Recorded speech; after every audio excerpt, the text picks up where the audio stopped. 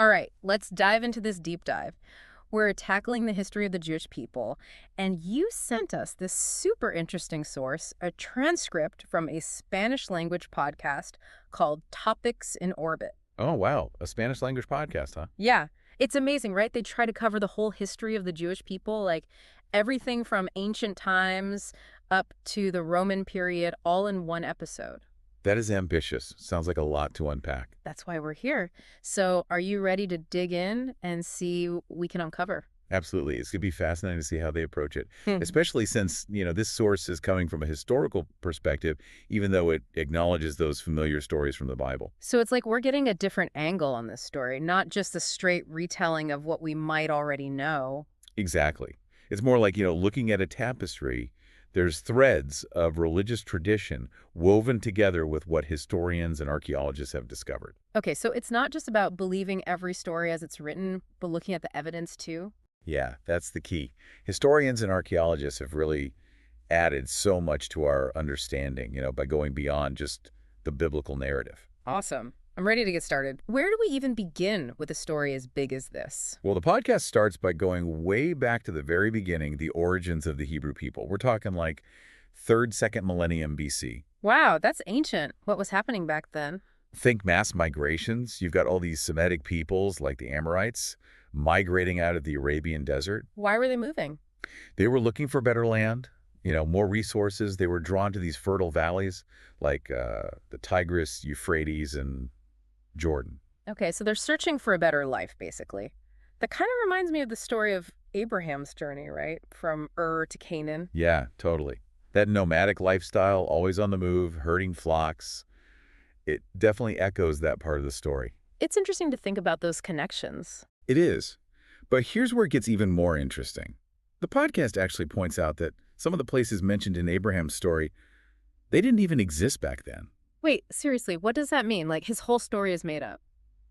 Not necessarily, but it could mean that the stories we have about Abraham, they were maybe written down or refined much later. Or like maybe they reflect like a collective memory of those early migrations, but not necessarily a literal account. Right. It makes you think about like the relationship between oral history and religious texts and historical accuracy. It's a good reminder that history is complicated. Okay, so we can't just take everything at face value. Mhm. We have to consider the historical context, the archaeological evidence. Exactly. Okay, so moving on a bit, let's say to the 17th and 14th centuries BC, we start seeing more Semitic groups showing up in Egypt. Groups like the Hyksos and the Habiru. The Hyksos, weren't they like rulers in Egypt for a while? That's right. They even ruled part of Egypt for a time. And this arrival of the Habiru, it might actually line up with the stories of Jacob and his sons. Ooh. Okay, I'm starting to see the timeline coming together. Yeah. Tell me more about these Habiru. They seem pretty important. They are. The podcast describes them as, well, they believed in one primary god, but acknowledged other deities too. Like, they weren't fully monotheistic yet, more like, what's that word? Henotheistic. Exactly. It's like an early form of religious tolerance, but with a tribal spin. I like that, religious tolerance with a tribal spin. Right. And it's really intriguing. The podcast suggests that these Habiru, they might have been the ones enslaved under Ramses II. Oh, wow. So setting the stage for the Exodus, led by Moses. Precisely. Now, the Exodus, that's a huge turning point, right? Not just about escaping slavery, but the formation of a whole new nation, a new covenant with God. You got it. The Exodus and the covenant between God and Moses, as it's described in the Bible, that's a major turning point for the Hebrew people. And that's where we see this big shift in their religious beliefs, too, right? Going from that henotheism, where one God is supreme but others exist, to monotheism, the belief in one God only. And the 10 Commandments, they really solidify that change, don't they? Thou shalt have no other gods before me. That's pretty clear-cut. No doubt about it. And these Mosaic laws, they would become the foundation for a bunch of different religious groups that kind of evolved from that Hebrew tradition. So Judaism, as we know it today, it's just one branch of that ancient tree. Exactly. Wow, that's amazing to think about. Okay, so we have the Exodus, the laws, this sense of identity starting to form. What happens next? I mean, these freed Hebrews can't just wander the desert forever, right? You're right. They do eventually head towards Canaan, but their journey is far from over. They run into other groups, conflicts, challenges along the way. Like who? Well, for instance, they encountered the Philistines, Hmm. who'd already settled along the coast. This whole period, it's known as the period of the Judges. It was a time of, well, a lot of conflict, but also consolidation. Ah, the Philistines. Always stirring things up, right? Yeah. It seems like it. But during this time, you also see figures like Deborah, Gideon, Samson emerging, individuals who lead the Hebrew tribes during those chaotic times. Right. But eventually those scattered tribes, they start want some kind of unity. You got it. And that's when King David enters the scene, around 1000 BC. He's the one who unites all those tribes under his rule. King David, the ultimate unifier, and he establishes Jerusalem as the capital, right? Yes, a very strategic move. Jerusalem, it's such a symbolically loaded city. It's almost like he's choosing neutral ground, to bring everyone together. And then, of course, his son Solomon builds that incredible temple there. Speaking of the temple, the podcast actually clears up a common misconception about its location. Oh, really? What is it? Well, it suggests that Solomon's temple, it was probably built on what we now call the Temple Mount, where the Al-Aqsa Mosque is today. Interesting. Yeah. A lot of people think it was beneath the Dome of the Rock, but that's probably not right. So we're not just learning history, we're also debunking myths along the way. I love it. But this whole United Kingdom thing, it doesn't last forever, does it? Sadly, no. After Solomon dies, the kingdom splits in two. Oh, no. Yep. Judah in the south and Israel in the north. Classic sibling rivalry, but like on a national scale. This division probably made them vulnerable, huh? Definitely. And at that time, you have the Assyrian Empire on the rise. They end up conquering the northern kingdom of Israel in 722 BC. Oh man, that's gotta be rough. The Israelites scattered, their kingdom gone. I wonder how many people today have Israelite ancestry and don't even know it. It really makes you think, doesn't it? Mm. Meanwhile, the southern kingdom of Judah, they managed to hold on a bit longer, What? but eventually they fall too, to the Babylonians in 587 BC. Ah, right. The Babylonian exile. That's a huge moment in Jewish history, right? The ultimate test of faith and resilience. It is. And here's another interesting detail from the podcast. That period of exile, it might have actually influenced the development of the Bible itself. Wait, really? How so? Well, think about it.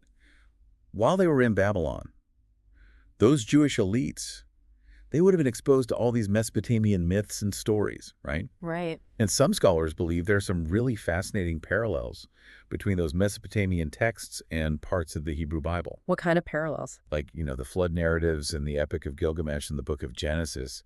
They share some striking similarities. Wow. It's like this ancient cultural exchange program happening. But instead of students, it's empires and sacred texts. So even in exile, cultures are influencing each other in all these subtle ways. Absolutely. Then, fast forward a bit to the Persian period. Cyrus the Great conquers Babylon in 539 BC, and he actually allows the Jewish people to return to their homeland. What a relief. Right? They even get to rebuild their temple in Jerusalem. Talk about a comeback story. But it seems like there are always new empires, new challenges waiting just around the corner. The story doesn't end there, does it? It doesn't. Next up, we've got the Hellenistic period, which starts with Alexander the Great's conquests. And that brings a whole new set of cultural influences into the mix. Ah, Alexander the Great, the ultimate disruptor. I bet that shook things up for the Jewish community. Definitely. And as the Seleucid Empire, one of the empires that emerged after Alexander's death as they started taking control of Judea, tensions really started to rise. Oh. Yeah, eventually it leads to the Maccabean Revolt in the 2nd century BC. Ah, the Maccabees. The ultimate rebels fighting for religious freedom against this huge empire. Their story is inspiring. It is. And this revolt, it eventually leads to the establishment of the Hasmonean dynasty, which ushers in this period of, Jewish independence and expansion. Wow, they really turned things around. But I have a feeling this new dynasty, they're going to run into some trouble eventually, right? You're catching on. But hey, we're actually running out of time for this part of our deep dive. We're going to have to pick up the story of the Hasmoneans and the Roman period in part 2. Sounds good. But before we go, I have to ask, what's been the most surprising thing you've learned so far? We've covered so much ground already, and we're just getting started. I know. It's amazing. It really is amazing how much ground we've covered already. It's remarkable how the history of the Jewish people, it unfolds against this backdrop of all these powerful empires. Yeah. They're always navigating these shifting political landscapes. It must have been so challenging. Oh, absolutely. And it's fascinating to see how they forge their identity amidst all these forces. It's like a constant balancing act, isn't it? Holding on to their traditions while also trying to adapt to these new realities. So let's pick up where we left off. The Hasmonean dynasty, they're riding high after the Maccabean revolt, expanding their territory. What happens next? Well, as they gain power and influence, they start attracting attention. Uh-oh. Who's noticing them? Well, a rising power in the Mediterranean, Right. Rome. The Romans! I knew it! By the 1st century BC, Roman influence is spreading like wildfire, and Judea gets tangled up in their web of, political maneuvering. Cue the dramatic music. The Romans weren't exactly known for their subtlety, were they? Not really, no. In 63 BC, the Roman general Pompey just marches right into Jerusalem. And that's pretty much the end for the Hasmoneans. Yeah, pretty much. It marks the beginning of direct Roman rule in Judea. Another empire bites the dust. But, the Romans, they weren't just about brute force, right? They were also master strategists, often using, puppet rulers to maintain control. Oh, for sure. And that's where Herod the Great comes in. Herod. That name is, loaded with history. It really is. The Roman Senate appoints him as the king of the Jews in 40 BC, and that starts what we call the Herodian dynasty. Herod. He's a complicated figure, right? Known for big building projects, ruthless tactics, and of course that whole complex relationship with the Jewish people. Definitely a complex character. On the one hand, his reign did bring some peace and economic stability. He oversaw those massive construction projects, like expanding the Second Temple in Jerusalem, building the port city of Caesarea Maritima. Sounds impressive. It's like he wanted to leave a legacy, make Judea this showcase of Roman power. Yeah, there's that. But on the other hand, his reign was also super brutal. I mean, he was known for eliminating anyone he saw as a threat. Rivals, family members. Yikes. Definitely sounds like someone you wouldn't want to mess with. But what about the Jewish people themselves? How did they feel about this Roman-appointed king? I mean, you can imagine it was a mixed bag. Some saw him as a sellout, someone who'd abandoned Jewish values for the sake of Roman culture. Makes sense. But others appreciated the stability and the economic benefits that his reign brought. It's that classic dilemma how to hold on to your own identity under the rule of a foreign power. Do you resist, assimilate, or try to find some kind of middle ground? Exactly. And these tensions, they played out on a personal level for so many people. And you can see it reflected in the diverse religious landscape of Judea during this time. So it's not just Romans versus Jews. There's internal divisions and debates happening within the Jewish community as well. Yes. The podcast even talks about the rise of all these different Jewish sects during this time, each one with its own take on the Mosaic Law, its own way of navigating Roman rule. Okay, so tell me more about these sects. Who are the main players? All right, so you have the Pharisees. They were known for being super strict about following the law.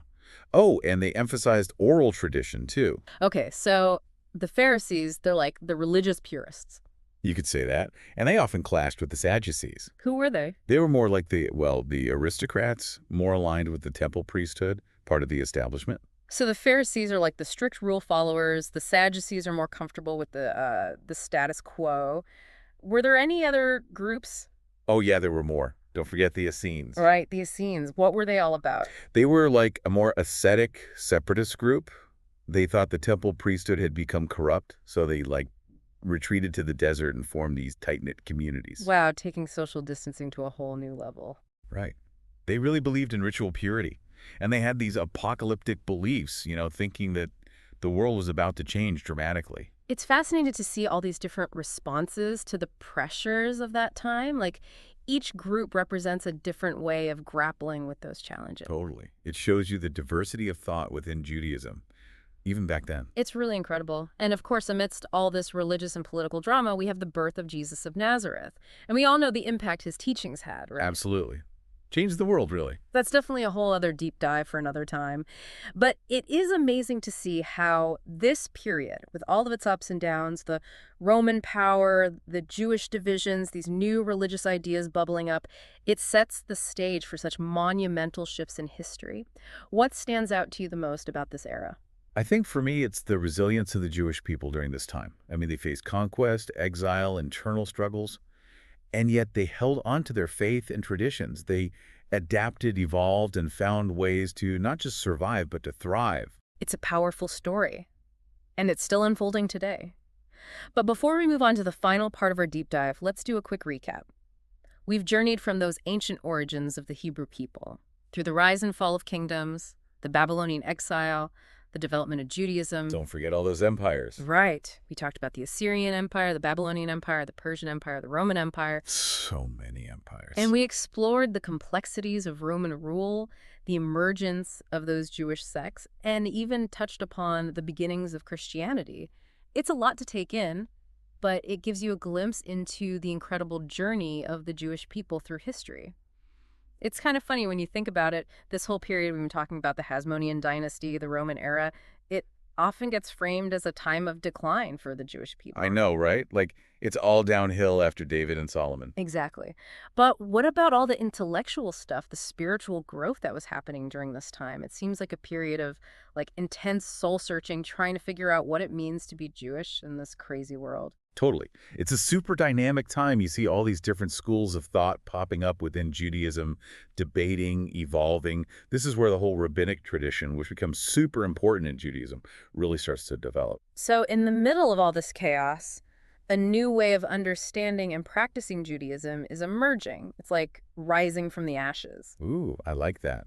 Because, well, the destruction of the Second Temple in 70 AD, Yeah. that was a huge Shi'i turning point. Yeah, that must have been devastating. Totally. I mean, it marked the end of the sacrificial rituals, which had been like the heart of Jewish religious life for centuries. No more animal sacrifices, no more high priests doing their thing in the temple. Wow, that's a massive shift. How did the Jewish people even deal with that? It forced them to like rethink their whole relationship with God, with their faith. And that's where the rabbis come in. The rabbis. Yeah, those scholars and teachers of Jewish law, they become the new spiritual leaders guiding everyone through this crazy transition. So it's like religious authority becomes decentralized. Judaism isn't tied to one specific place anymore. Exactly. It's more portable, more adaptable. The focus shifts to studying and interpreting the Torah, developing new rituals and practices that can be done anywhere. And, well, you see this explosion of Jewish literature and legal scholarship into the Talmud. So even though they're scattered, they're still connected through this shared tradition. It's amazing how powerful ideas can be. For sure. And this intellectual energy, Yeah. it doesn't stop. It keeps evolving, eventually leading to all the different branches of Judaism we see today, Orthodox, Conservative, Reform, and so on. Right. Each one offering a different perspective on the faith. It's mind-blowing to think about how much of what we associate with Judaism today can be traced back to this time, Roman rule, the destruction of the temple, the rise of the rabbis.